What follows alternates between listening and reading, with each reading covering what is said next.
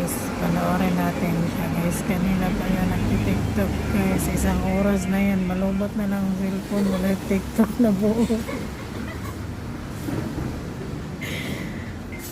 Guys, isang oras na yan mahigit guys nagti-tiktok. Malubat na lang na yung cellphone, wala gihapon na human yung tiktok.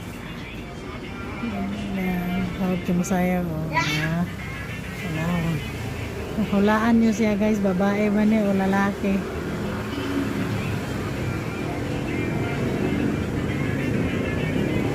Mabuang siya guys, abot na ni dito dapit sa kilid, dapit kalsada.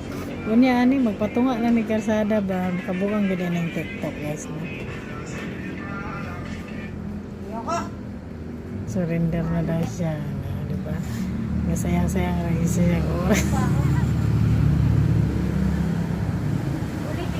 Ulit na naman guys.